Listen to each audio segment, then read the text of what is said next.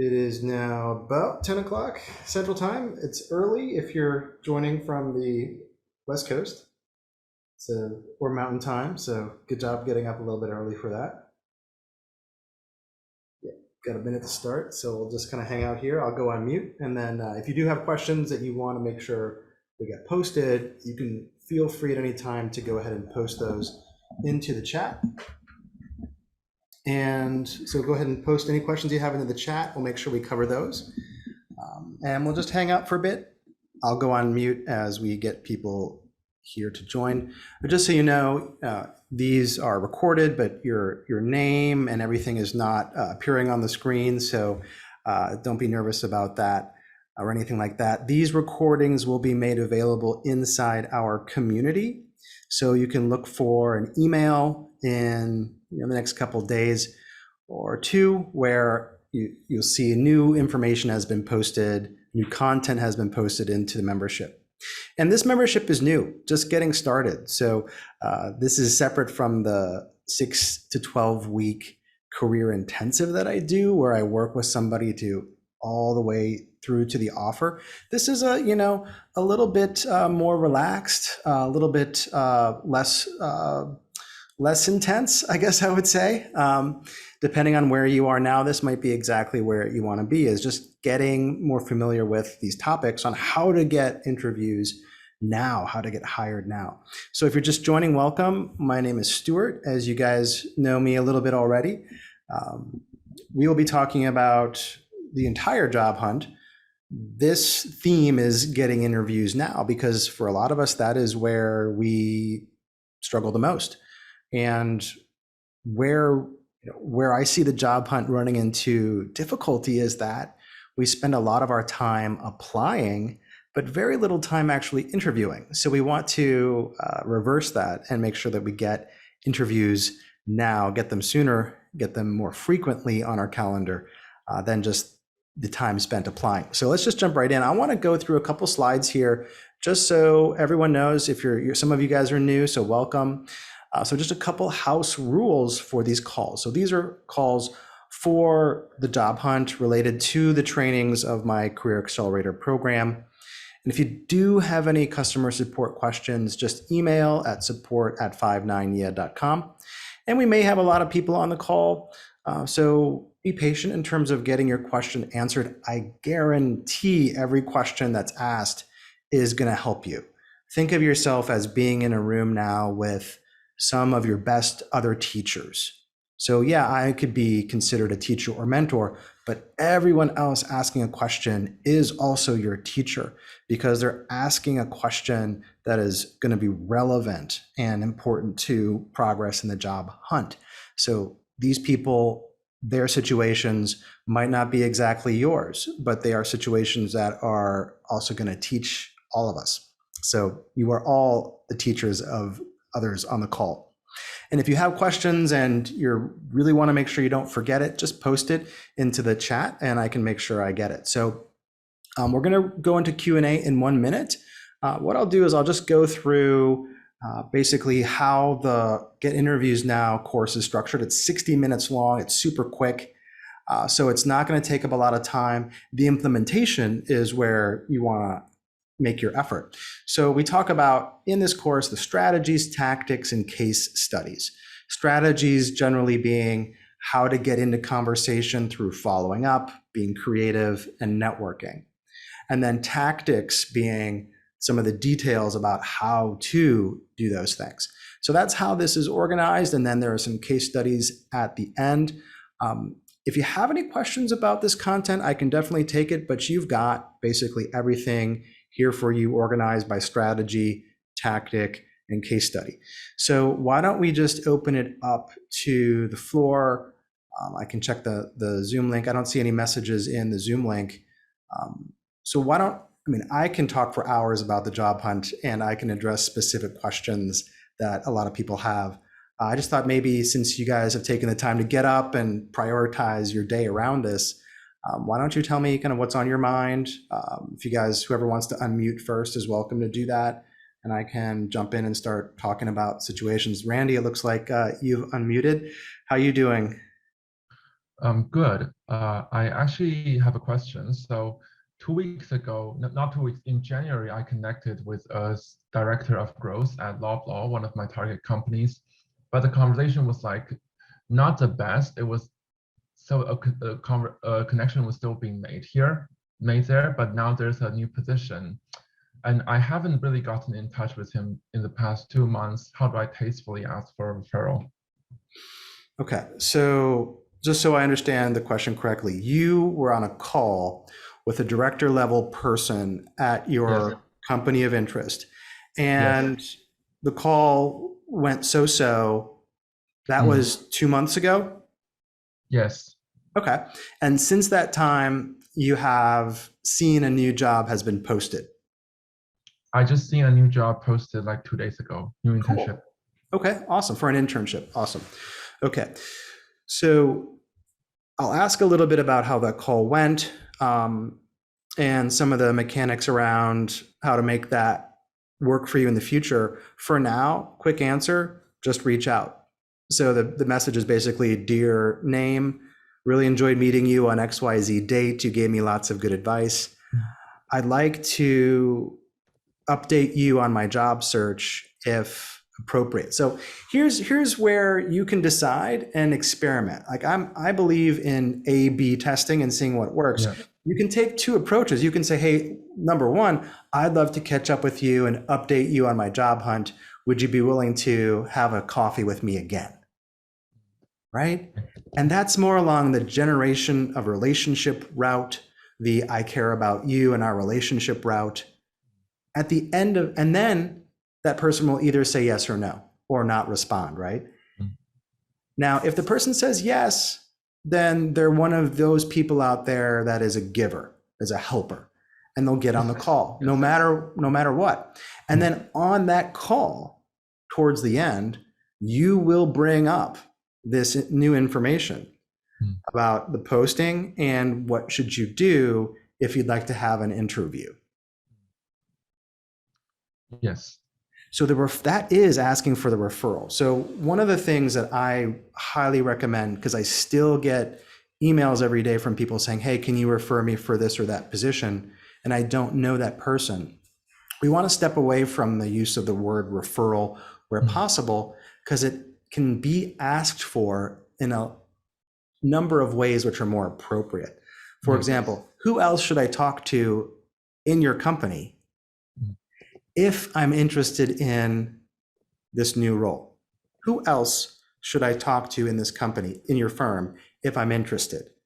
And this is like a very, in Chinese, we would say 婉转, a very kind of indirect, roundabout, but very effective way to say, can I have a referral? Because once that, say, director of growth gives you a name, well, so-and-so is the hiring manager, go talk to her. That is a referral. Yes. Yeah. So James, the director of growth, recommended I talk to you about this position. I'd love to meet you. So be careful about how you weigh referral, because referral doesn't need to be this really heavy thing like he wrote me a letter of reference. Yes. It can simply be, who else should I talk to in the firm? They give you a name, and then you use the name of the person you're talking to open up the conversation. And it's really just that simple. So that's one way. And the other way is, dear name, really enjoyed meeting with you on date. I wanted to reach out because I've seen XYZ job has been posted. Okay. I would love to understand who I should speak to if I'm interested in pursuing this role, who the hiring manager is, or who would you recommend I reach out to if I'm interested in this role? Or if you're fairly sure that that person is the hiring manager, you can simply say, hey, I'd love to know what the next steps are if I'm interested in this role. Something real general like that. Dear name, really enjoyed meeting you on date. I saw XYZ role has been posted. What are the next steps here if I'm interested in the role? Yes. And then you'll either get a response back or you're not. If it's on, and just remember that the medium that you're using makes a big difference, because if you're messaging people on LinkedIn, they may not be that responsive. I was just literally talking with a lady at a big firm last night at an event. And I said, at the end, I kind of felt like I wanted to stay in touch with her. So I said, hey, where's a good place to find you? Should I go find you on LinkedIn? He's like, well, I'm only on LinkedIn because I have to be, and I don't check that more than once per year. Okay. So, so this as a side note, if you're finding out that people aren't responsive, just go to email. In fact, in the Career Accelerator program that I manage with my other students, we are sending an email sometimes at the same time as sending a LinkedIn request. Okay. Yes. Because we don't know. We don't have to know. We don't claim to know which works better. But generally speaking, people on LinkedIn are less responsive. It's not, especially for people who have jobs, it's really not their main mode of communication. They're just there because they want to be discovered by a headhunter or another company, not because they want to actually network with anybody. So 2 routes to go. You can just simply, your call went so-so. I mean, we didn't talk about your quality of your so-so call, but it's really hard to know how those calls go or what to interpret from a so-so call, because this past week I had a client who had reached out to a managing director of a bank. Okay. And I had been teaching. I saw that. What's that? I saw that on your LinkedIn post. The call actually went okay. He actually liked me a bit. Yeah, he actually liked me a bit in the end. Good. Yeah. So I had the situation where the student, my student, had got a lot of feedback. She started her call. She started to follow the process, but then the other person started to interrupt her and kind of mildly criticize her for her approach. And he's like, well, why are you telling me that you're interested in these other people and firms? Why are you taking this approach? And why wouldn't you just send your resume? He had a lot of views on how someone should network. And so my student was a little bit, she was a little bit shaken.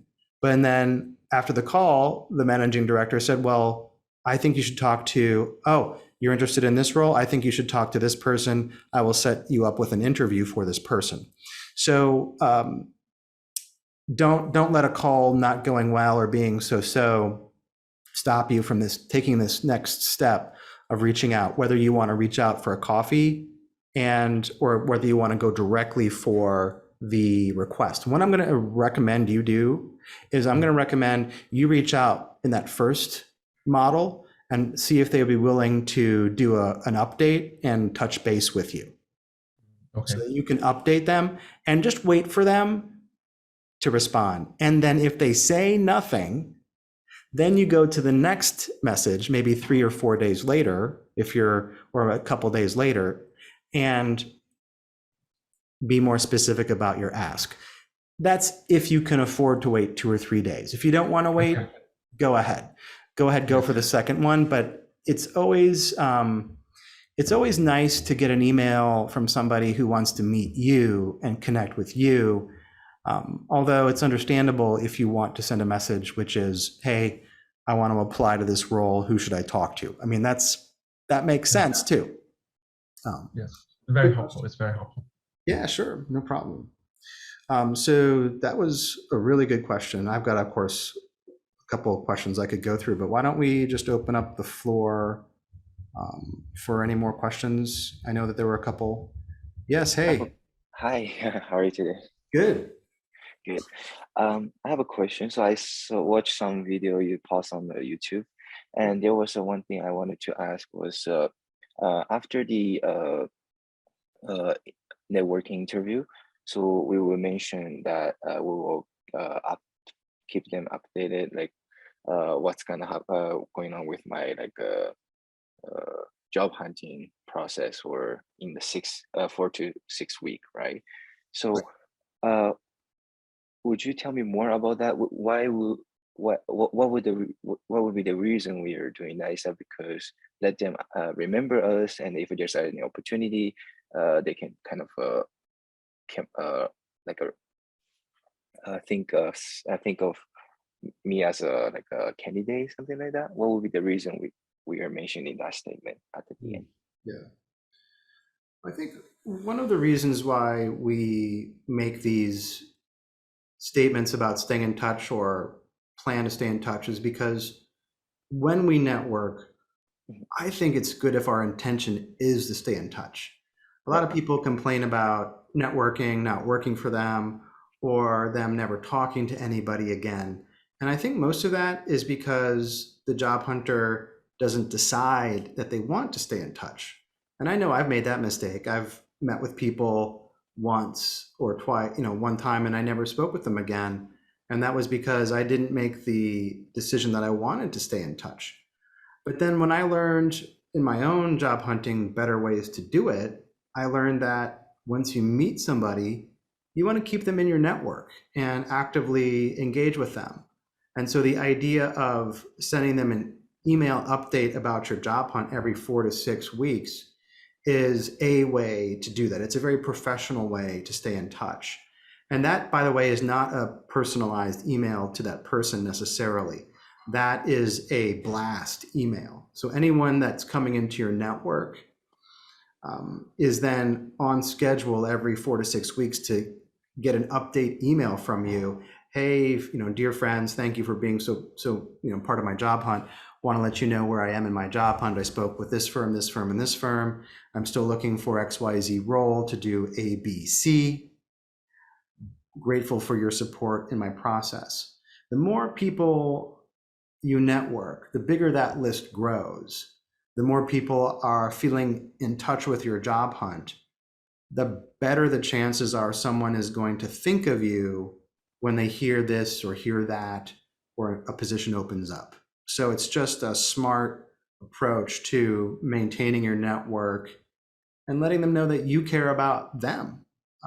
You could think that it's your attempt to have them care about you, but you're caring about them when you do that as well. So get on identify a list of companies that you would love to work for. Identify people in those companies that you'd love to meet.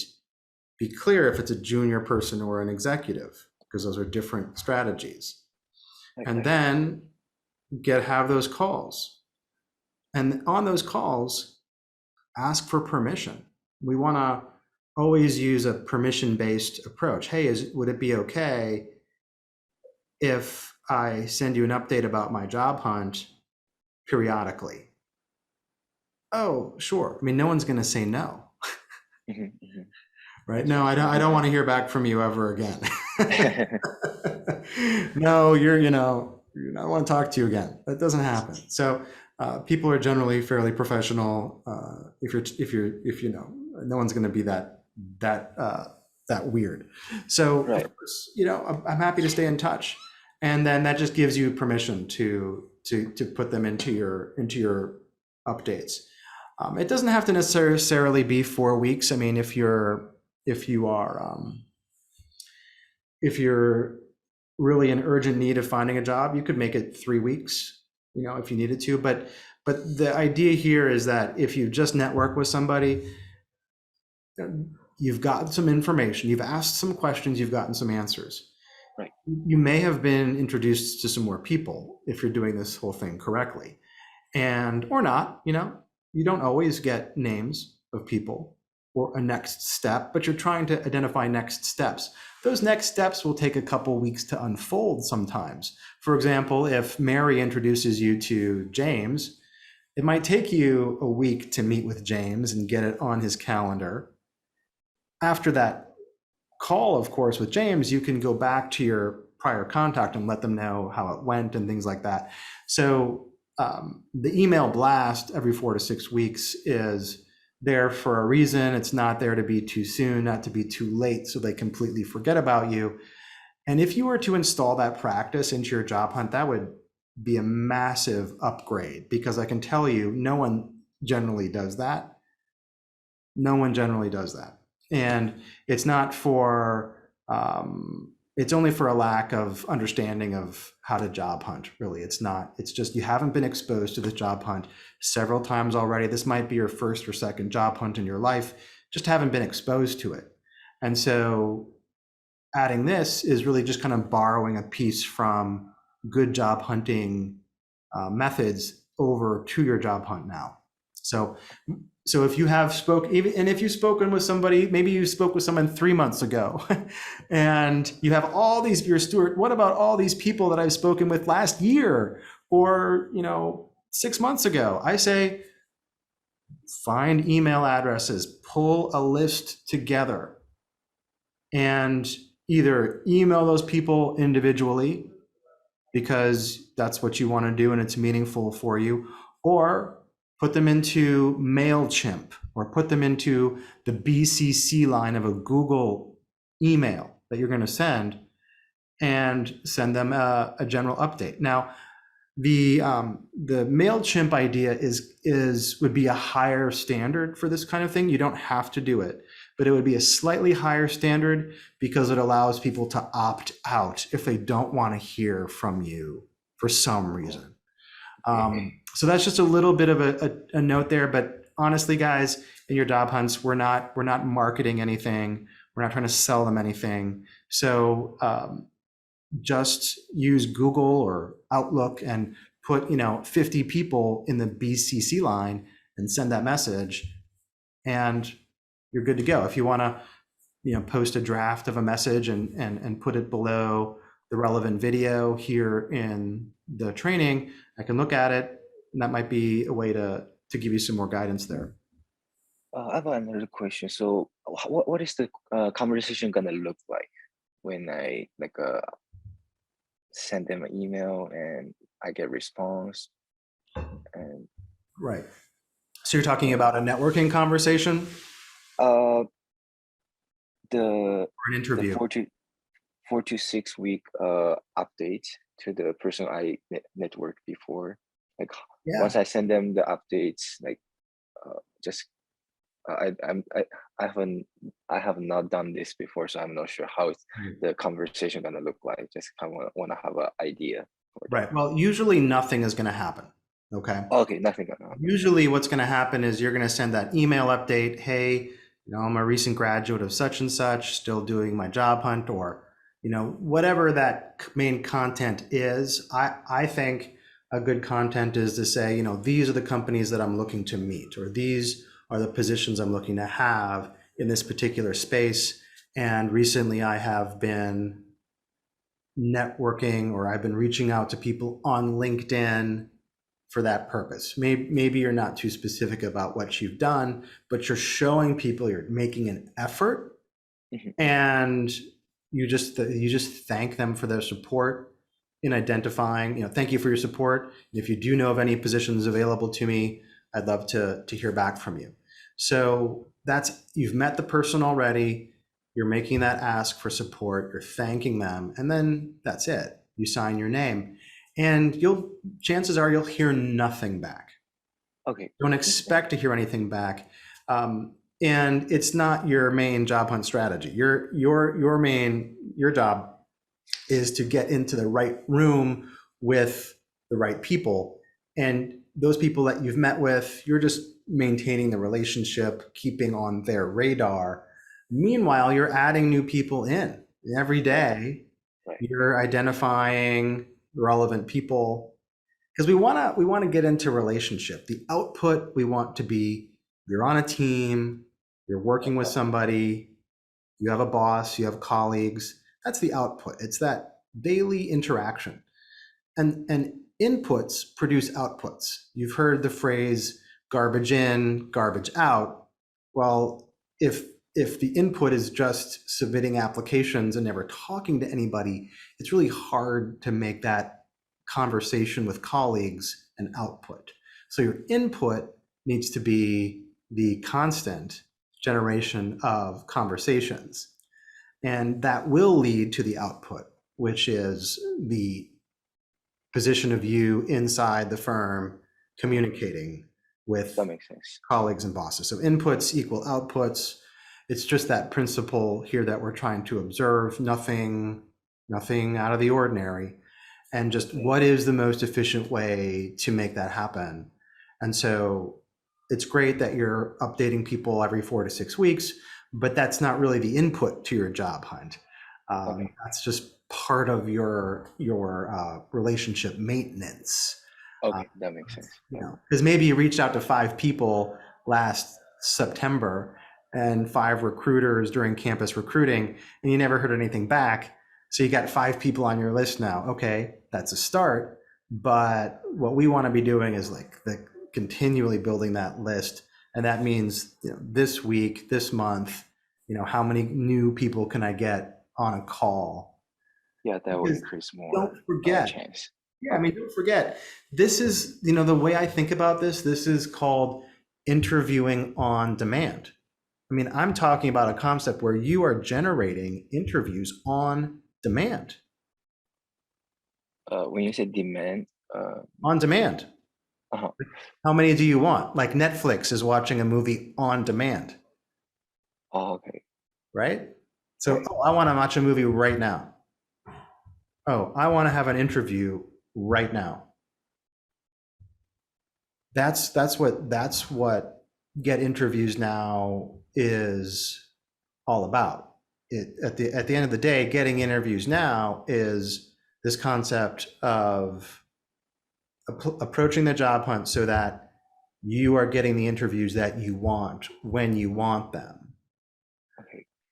And so I have that's it's and then the follow up or maintenance relationship emails is part of that, but not, you know, not the whole thing.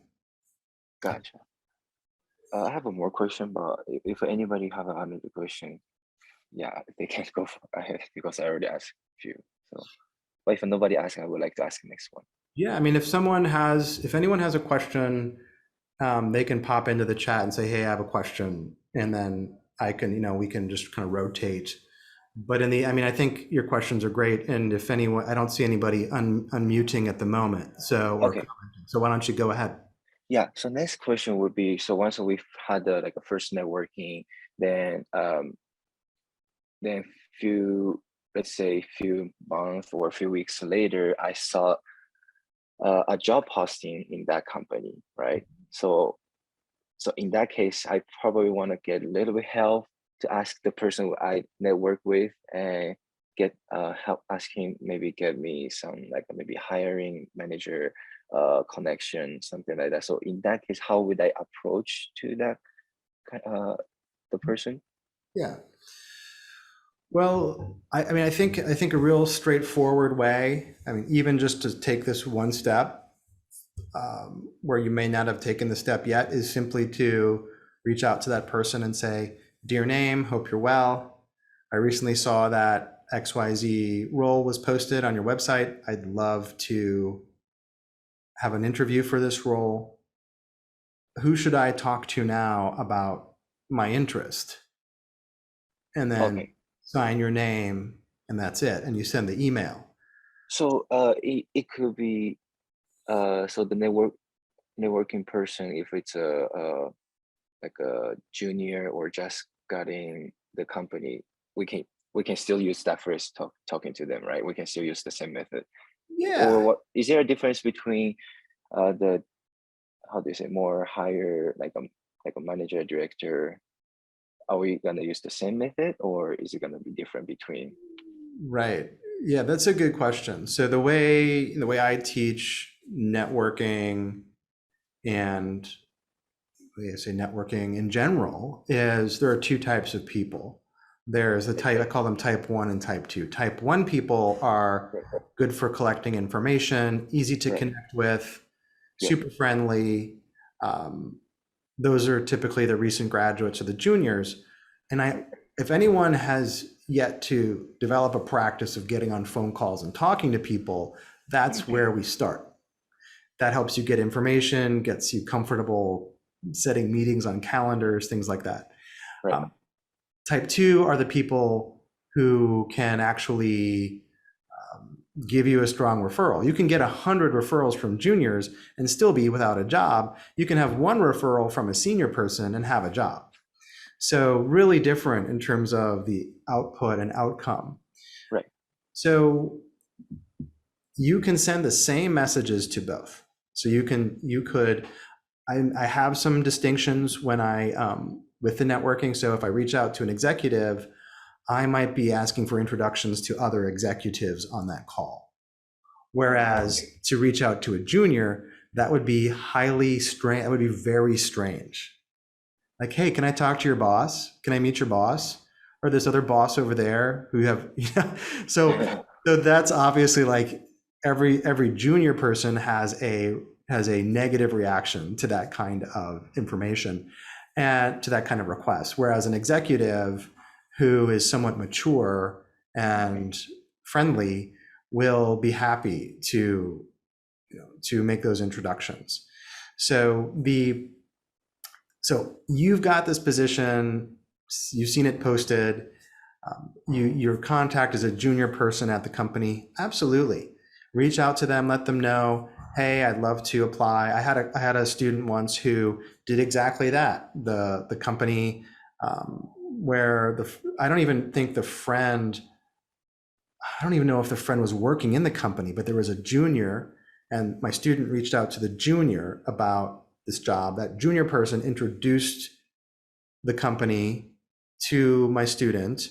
So they had this triangle going on. And then that company started talking to my student, but they discovered that, well, actually this other role would be more appropriate. And my student ended up getting hired for that other more appropriate role. And that was still a junior that made the introduction. I don't even think the person was in the company at that time, but they just had a connection. So just send the message. If it's a junior person and there's a role posted, the junior person will have limited ability to assist you. They'll say, well, but you should ask, right? You still ask, hey, who is the hiring manager? Who do you think is the hiring manager for this role?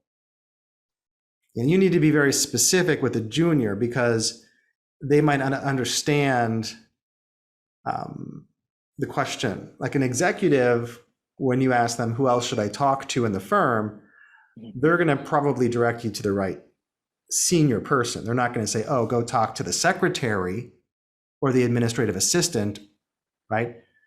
Probably not. Hopefully the conversation is going well and they will not just say, oh, go talk to HR, which you could.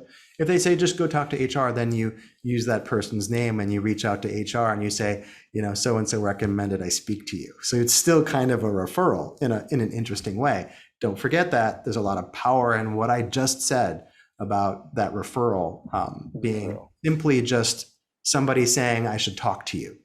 Steve said I should talk to you about my interest in blah, blah, blah. Like one of my students reached out to a head of IT. So this student of mine wants to be a banker, but somehow she got on a call with the head of information technology at the bank. Okay. And even on that call, the question was, should I even have this call? Yes, you should have the call. Ask them, tell them what you're looking for. At least find out who the hiring managers are for these roles, if possible.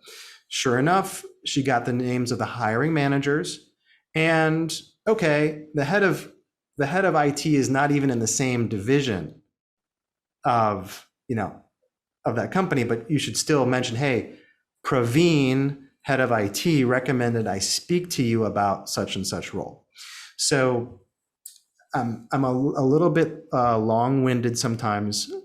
The short answer is reach out to the junior, use that messaging, see what happens.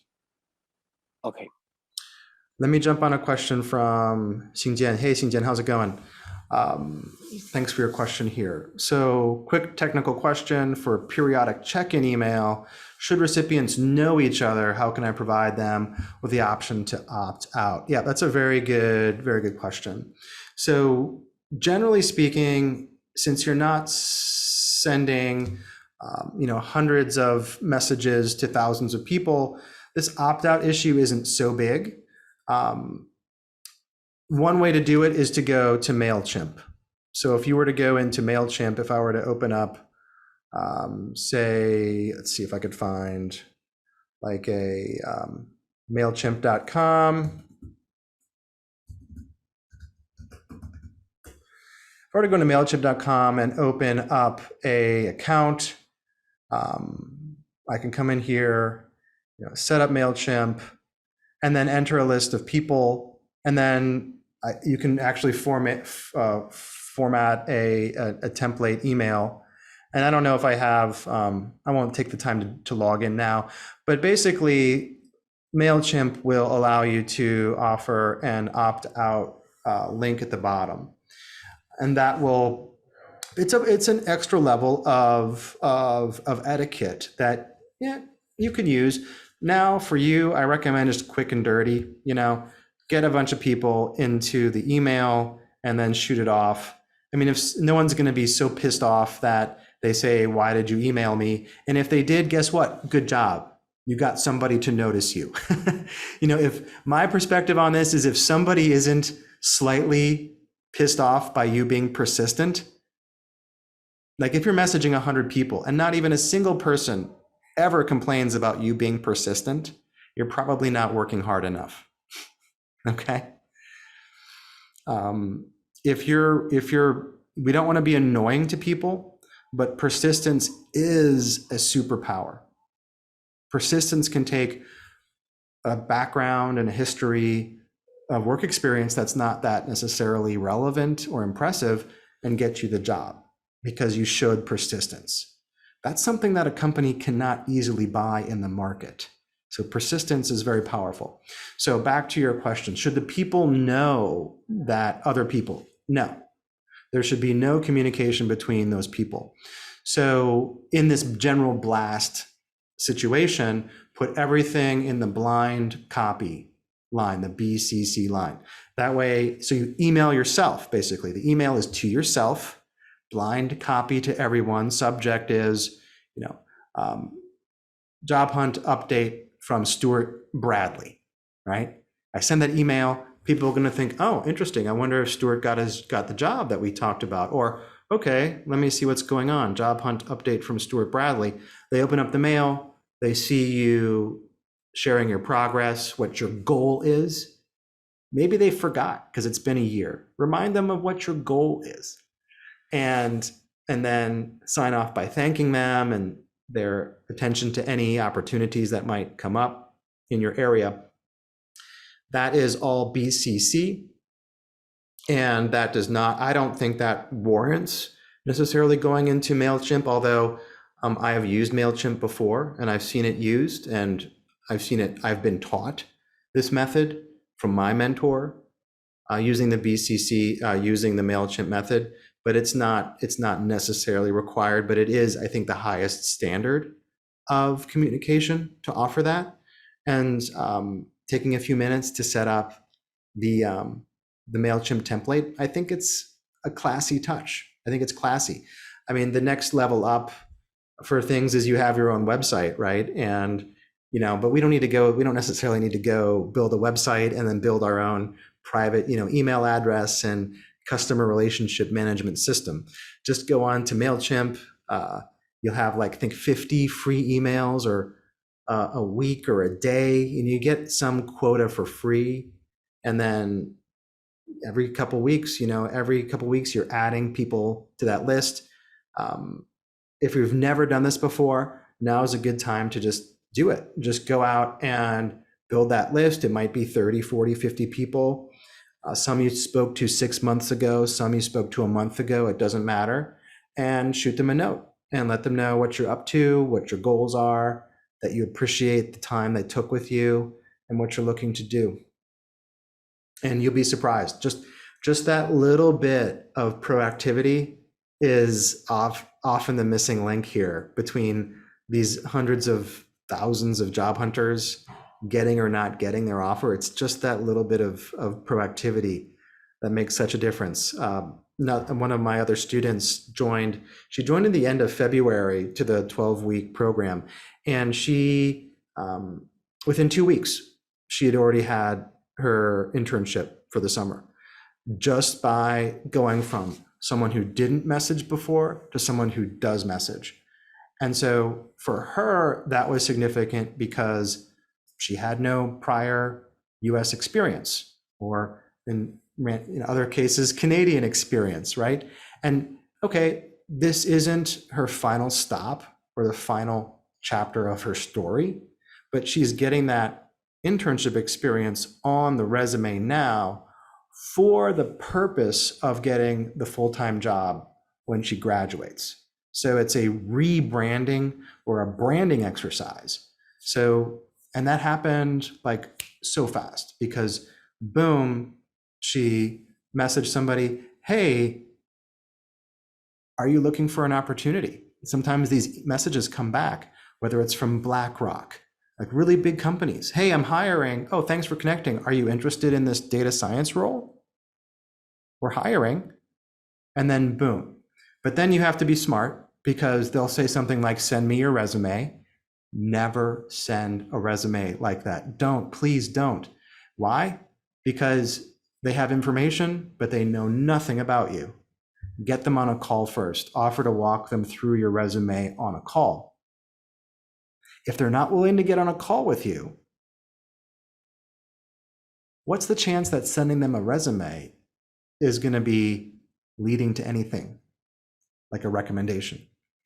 So don't let these, so you have to understand that in the job hunt, a lot of people who are hiring,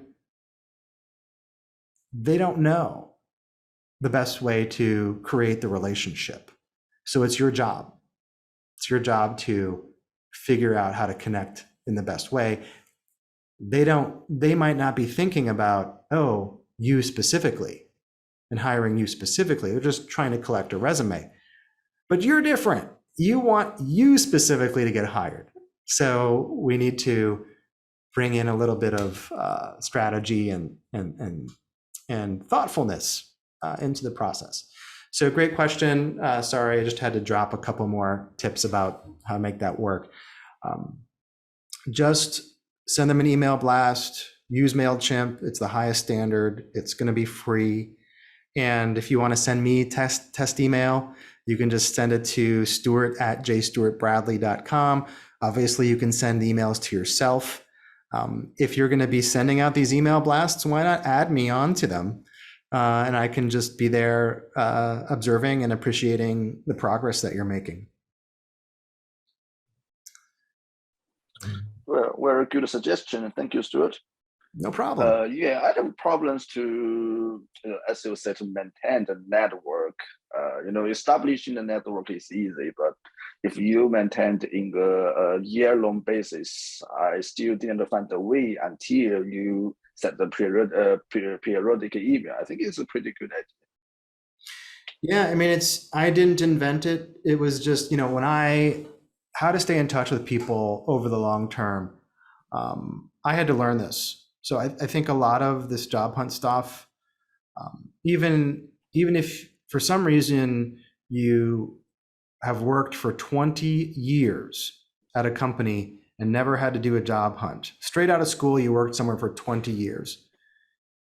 Upon leaving that firm, if you had to find a new job hunt, you would not know how to do it. And so you would go through a learning process yourself. And it was kind of at that level where I came into contact with the teachings that I got from my teachers about the job hunt. And this has proven to be a very successful way that people are doing it. It's just stuff that you need to be taught, basically. It's not weird, it's not strange. It's just deciding that you want to stay in touch with somebody and making a point to do that. What are some other ways that you might do that? Well, if you're doing some research or you read a news article, hey, I just saw that there is this new technology that's been developed. I thought that might be interesting for you. Or, hey, I thought of you the other day when I saw this news article or this thing or this podcast. Thought you might like it. So these are always like ad hoc right? Ad hoc meaning not necessarily periodic, but just in the moment you come across something, hey, I thought this was cool, or made me think of our conversation. When we talked about, you know, the healthcare projects that you're working on, you know, I was reminded of that by this podcast. I hope you're doing well. And of course, you can say, I'm still working on my job hunt. Do you have any advice on meeting people at these or these companies? Yeah, you could do that too. Let me see if I can find, if you guys go ahead and if you have questions, go ahead and ask me another question. I'll try to find an example email while you ask your question, if you have any.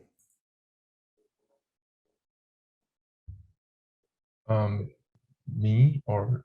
Yeah. Oh, yeah. Oh, so you talked about never just sending a resume. So I was mass adding people on my in my target firm with linked helper. So I was running automation, and then I added the executive vice president. 2 weeks ago, he immediately said, please send me your resume, and I will send it to the recruiters. However, so I just did that. So that was 2 weeks ago, and I haven't heard back. So I didn't know that you should just get him on a call in this situation. So now what should I do? Right. Yeah, it's a very good question. Let me see if I can find where can I find an example?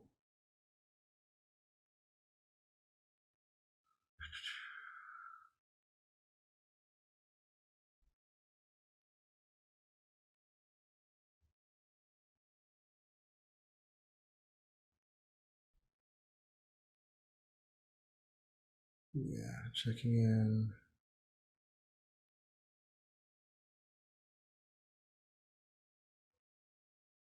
Yeah, I'm not seeing. I'll have to go find that for you guys. Give me a second here.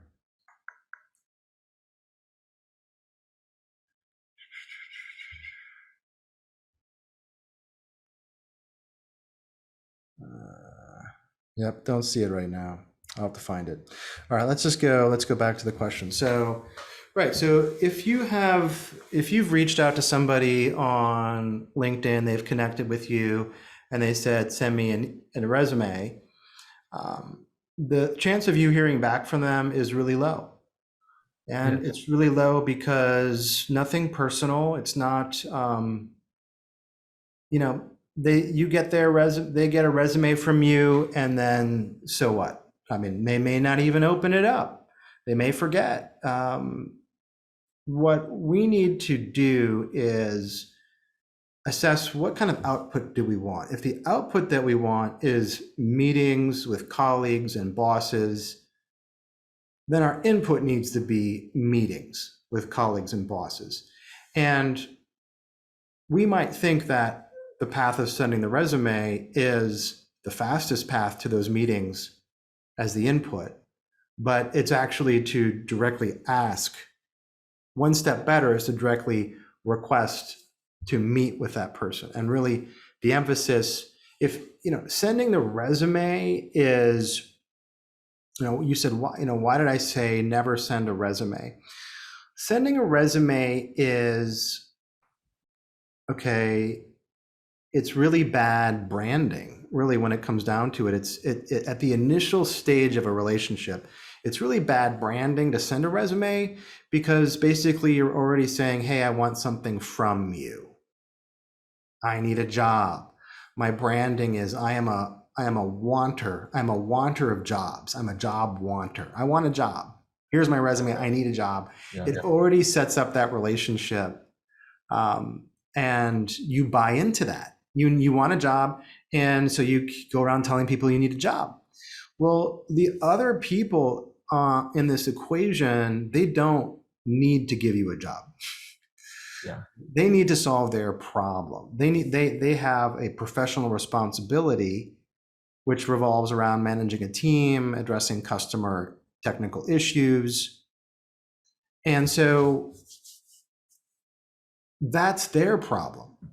So what I find works really well is, rather than, since you want the output of colleagues and bosses over here, The input, okay, fine, Stuart, inputs, outputs, I get it. The input also needs to be talking with people. I find it's really much better to not send the resume, because the other approach is even better. You emphasize your interest in meeting that person. When you reach out on LinkedIn or email, your intention is to meet the person, not to get something from them. It's to really meet that person. So when someone says, hey, send me sure, hey, cool, send me a resume, you push back. We have a whole section in my training on what I call pushing back. And it's not being rude. It's not like, boom, punch you in the face. It's, hey, I'm going to politely take things in a different direction here. Thank you so much for offering to look at my resume. What I really would like to do is meet you, because I find that meeting people is one of the best parts of the job hunt. And you're in a great position to assist me. So would you have time to hop on a call and talk to me about XYZ? I'd be happy to walk you through my resume on the call. So that is your pushback. Anytime someone asks you for a resume, never send the resume. Never, ever send it. You think, Stuart, that's the weirdest thing in the world. Why would you tell me never to send a resume? Because ultimately, that's not what you want, just to have them review your resume. You want to meet them. And the last thing you want to do is turn this relationship into an interview, a formal interview. Nobody wants to interview you when you're networking, especially. Now, if you get invited to an interview, okay, you're in a formal interview, time, place, okay, the interview. But what people would find so refreshing is if you were to reach out to them, to meet them, not treat it like an interview, not treat it like they have something that you want from them. Of course, you're going to be learning a lot on the call. You're going to be asking questions. And you are going to be asking for the next step in the networking process on that call. Don't worry. We're just being sneaky job hunters here. Okay, if you want to think about it like that, we're being a little bit more subtle in our approach. All right. Because if I say, can I have a referral? To somebody hearing that, that might seem like a really big ask. Can I refer you? I don't even know you. But if you say, hey, who should I talk to about such and such role? Oh, they'll say, oh yeah, you need to talk to, Genevieve or Maria or, Steve, whatever. Like, okay, thanks. I will reach out to Steve. Now, of course, you can ask for referral links. If you're having a good conversation, you see a job is posted.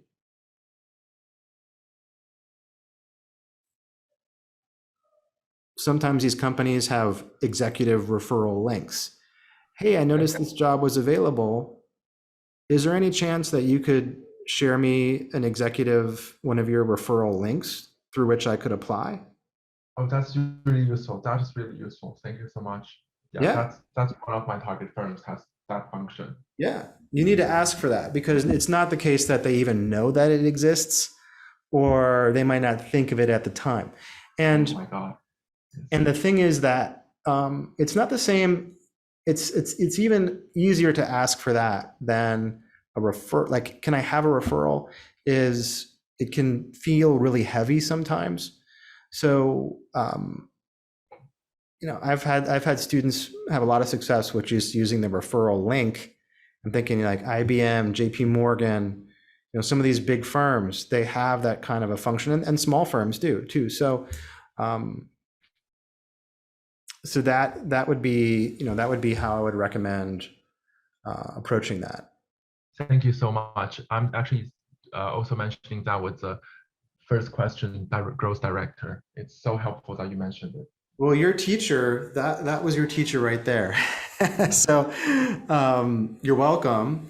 I think our teacher on that one was Xing Jian, who had that question, because that's these things about sending the resume or not,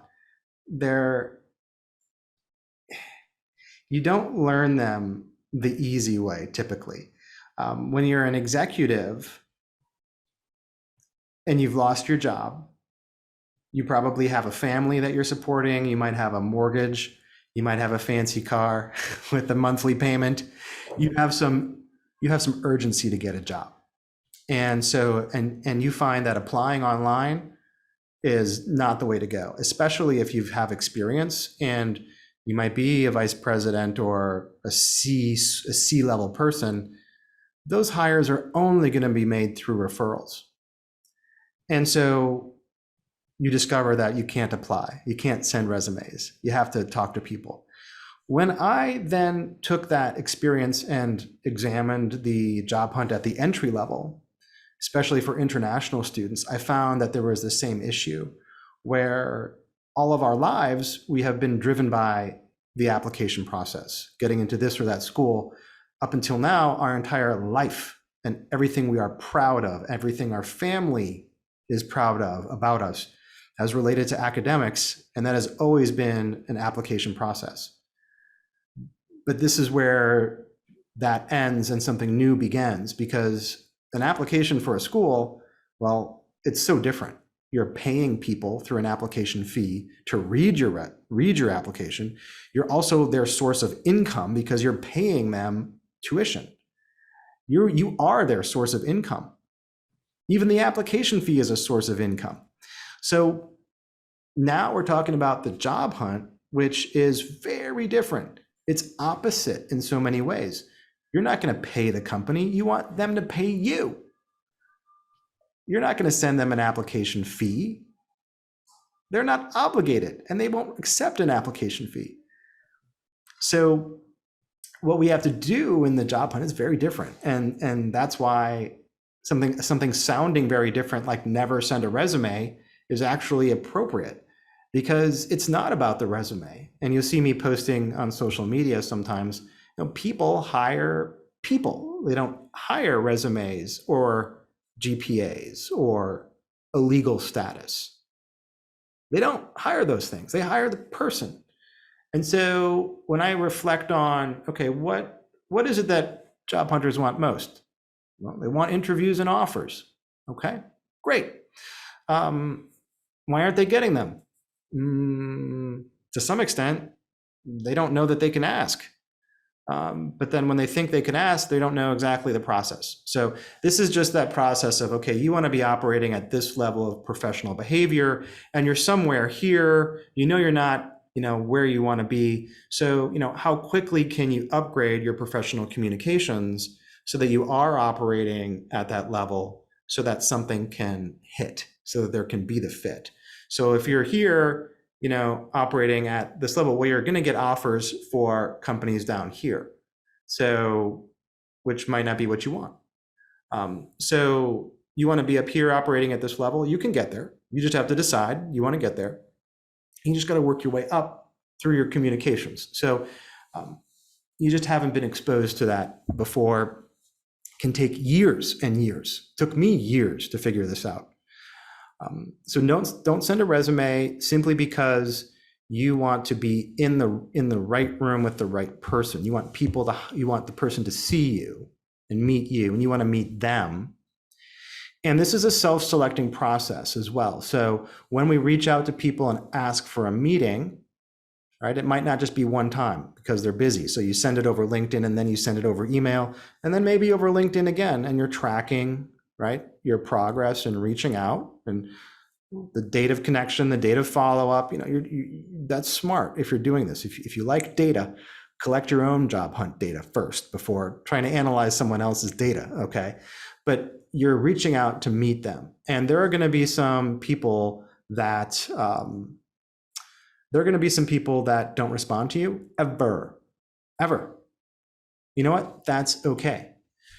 If you've ever taken my course called Job Offer Roadmap, I recommend it. It gives you all the big concepts behind the job hunt. And one of those concepts is that we are creating our own filter. In Mandarin, I'd call it the lodo, right? A funnel. 销售漏斗, our own sales funnel.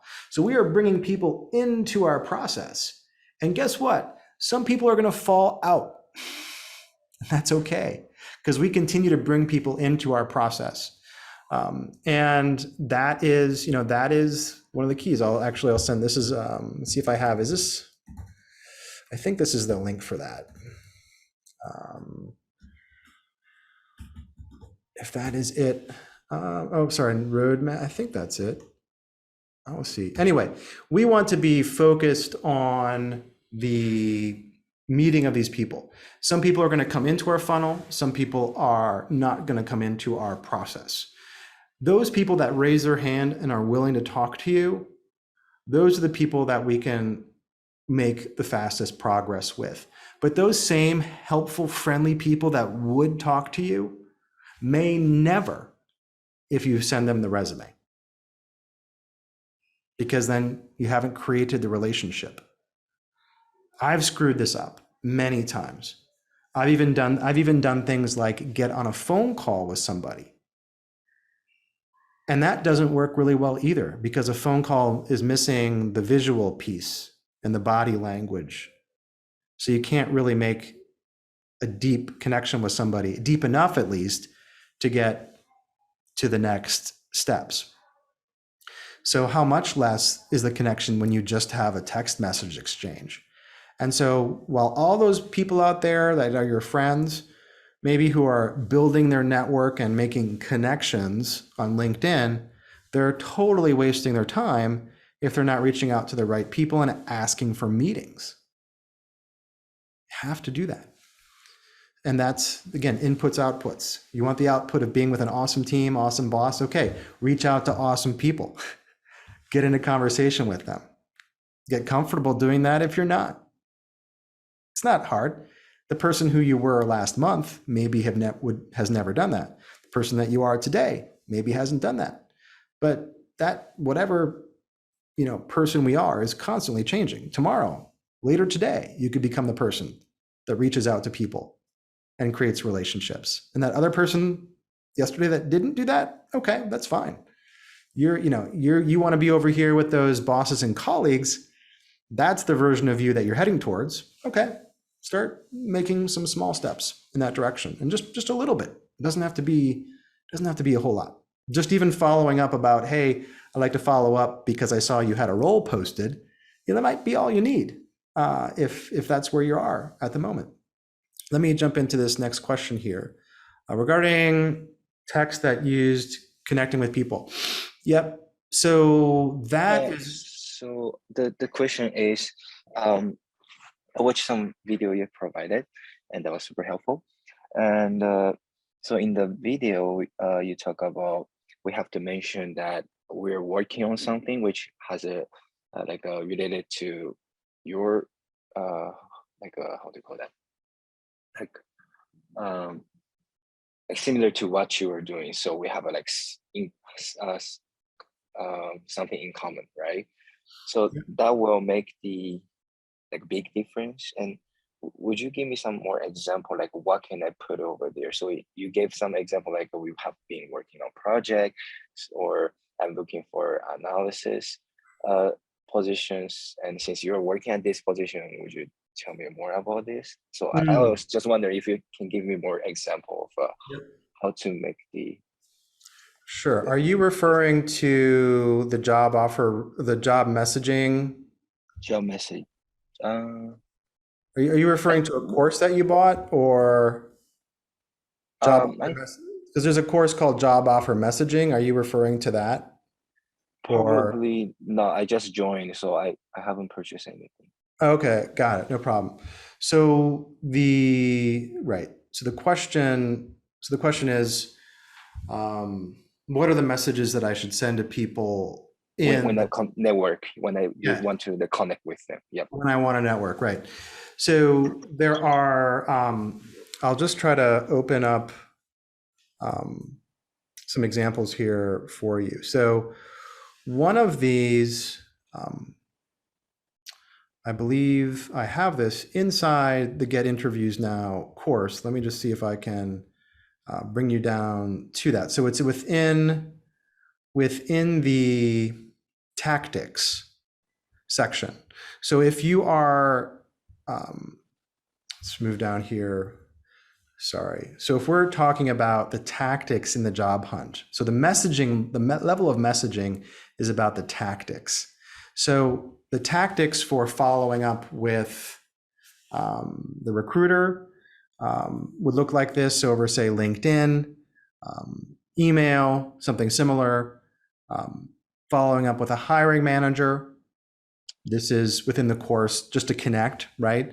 And this is a message about the reason to have a call.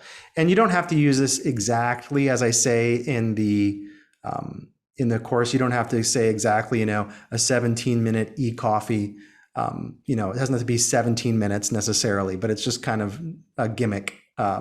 So here you are in a special position, and I propose an exchange of ideas to show you what I'm working on. So I think that's your question. And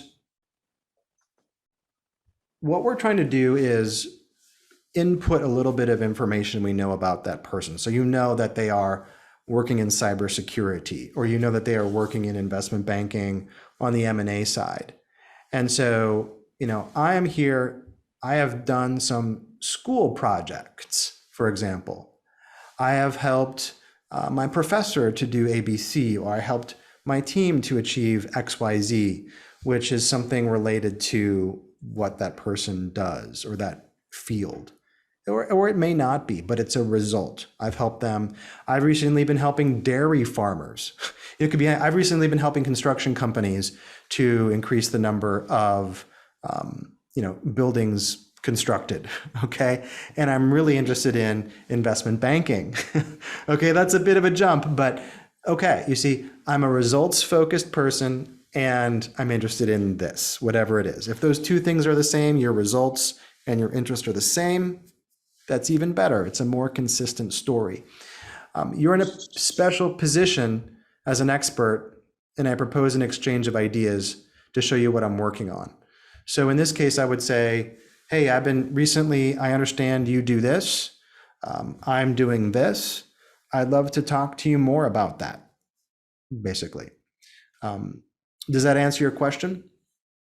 Yeah, so for example, if I'm looking for like an analysis position, and I can mention something like, oh, I was involved in the investment society. I have done some research. I was wondering in the real world, what kind of work environment or what kind of things people are working on, something like that, right? I think. Yeah. Okay. So you does not has to be like a most recent, like could be in the past what I have done. That's right. It could be something that you did in the past. Exactly. Okay. Absolutely. And you could ask this of a junior person or a senior person. What the question you just asked about, like, what is it like to work here, or what is it like to work in this field? I typically like to reserve those questions for junior people. And I like to preserve my conversations with the executives to be more about the content of the business, not what it's like, because you already know, because you've already talked to a bunch of junior people about it, so you kind of know, and you're coming to these conversations with the hiring managers with more of a point of view, more of an opinion, more of a taidu, like you have more of an attitude about it. Like, I understand that, just a 0.5 improvement in your prediction rate applied across millions of transactions could have a huge impact on profitability. And I'm really interested in helping this data science team, your data science team, to achieve those kinds of results, right? So that reflects a different understanding about what data scientists do. But it's okay wherever you are. Wherever you are right now, totally fine. If you are just at the beginning of understanding how data might be applied at that company, and those are the questions you want to ask of those senior people or junior people, then go for it. Because what we don't want to do is just never be talking to people. It's always going to be one step better to be in conversation with people. And after a while, what happens, okay, is you start to get the same advice repeating over and over and over again.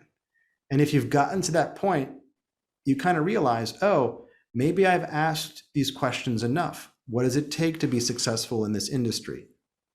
What is going on in this industry? How can I break into this industry?